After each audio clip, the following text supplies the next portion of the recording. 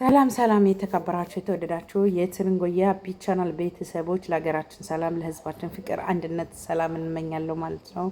ሰሞኑን እንግዲህ የተደረገ ወይ ደግሞ በሰሞኑ የሚሰማ ዜና ያስጠላል። ኢትዮጵያኖች በኢትዮጵያ ላይ ወይንም ደግሞ እንግዲህ ስደት ጉዞ እንደ አዲስ ወደ ጉዞ ከባህር ወጥተው ወደ ባህር ሲመለሱ ያው እንግዲህ ሳውዲ አረቢያ ላይ እንደምታውቁት የመኖሪያ ፍቃድ ለመያዝ ብዙ እህቶች ወንድሞች ወደ የመን አምርተው ከዛ ኢትዮጵያ ይገቡና ከኢትዮጵያ ደግሞ በህጋዊ መንገድ ወደ ሳውዲ አረቢያ ለመንጣት ይሞክራሉ ማለት ነው።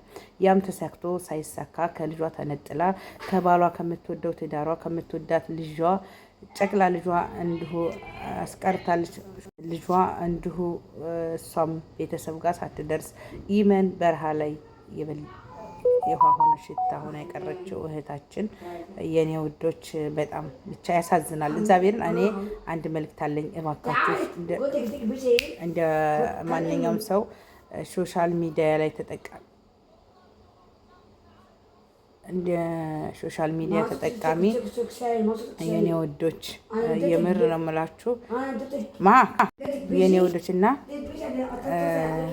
የኔ ምርጦና ድንቅ ኢትዮጵያኖች ማርያምን አንዳንዴ እቃማ ለማያዝ የምታረጉበት የሚሄዱበት ሂደት ህይወታቸውን እያሳጣቸው እህቶቻችንን ወንድሞቻችን የየመን የሰነአ አፈር እየበላቸው ይቀራሉ።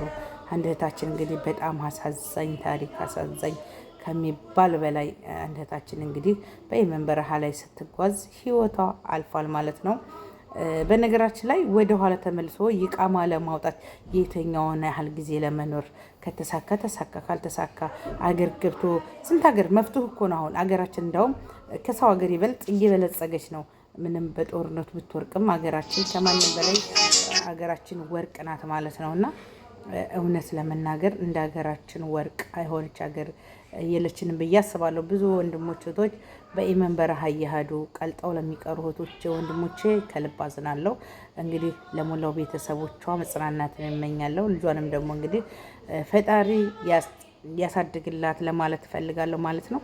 አንደታችን እንግዲህ በየመን በረሃ ላይ ከሳውዲ ተነስታ ወደ የመን ስትሄድ ህይወቷ አደጋ ላይ አርፏል ማለት ነው። ማርያምን በጣም የሚሰቀጥጥ በጣም የሚያሳዝን እንግዲህ ብቻ ከባድ ነው። ወረቀት የሌለው ሰው ስደት ላይ ከባድም ስለሆነ ያንን ችግር እቀርፋለሁ ስትል ሌላው ችግር ተከተላት ማለት ነው።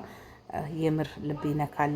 ወረቀት ለመያዝ ያደረገችበት የምትሄዱበት ጥረት እህቶቼ ወንድሞቼ እንደገና በባህር መታችሁ ስታበቁ መልሳችሁ የየመንን ዳገት ስቆቀን አይታችሁ የምትባልፉ እህቶቼ ይቅርባችሁ። ላለው አመሰግናለሁ ስላዳመጣችሁ።